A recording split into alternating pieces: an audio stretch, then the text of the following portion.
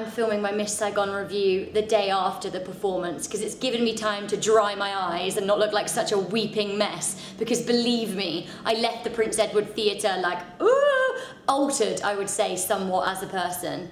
Now, Miss Saigon is back with a bang. Wherever you are in London, you will have seen the marketing. You will know that this lady is back on the West End stage.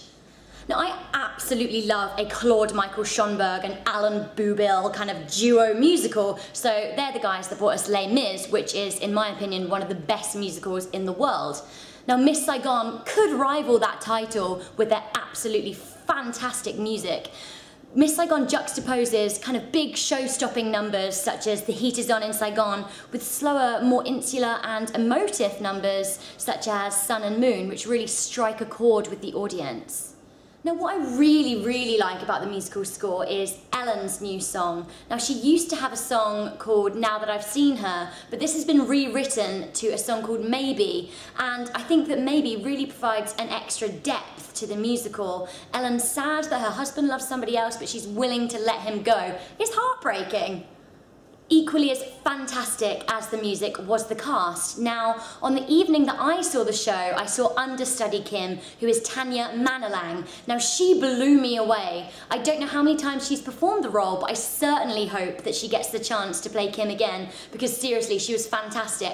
She had me on tenterhooks watching her every move, and when she sang Sun and Moon and You Shall Not Touch Him, I was like on the edge of my seat thinking, no, you do not touch him.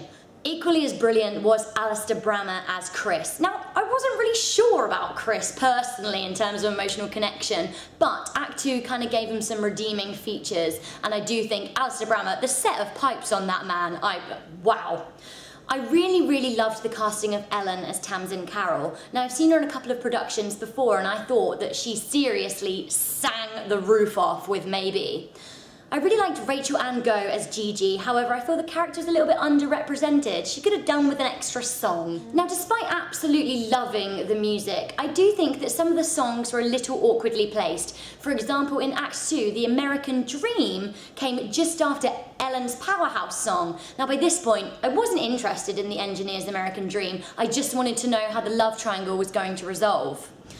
There are a few other niggling issues with the show. I hasten to add, it was a fantastic show. However, it feels like the directors and the production team didn't want to do too much to take it away from the original and much-loved production.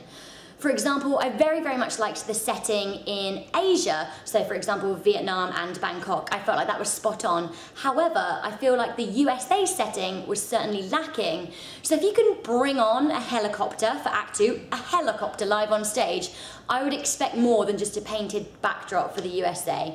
But that's just me. Why mess with something that works? Now, for me, the show is Kim's show. Tanya Manalang, she knocked them dead. So I don't really understand why the engineer got the final bow. Maybe it's a political thing, I don't know. But for me, it's all about Kim. Now, I would definitely urge you to go down to the Prince Edward Theatre and see this show. It's the talk of the town, and for me, this is what musicals is all about. So bring your tissues and get there.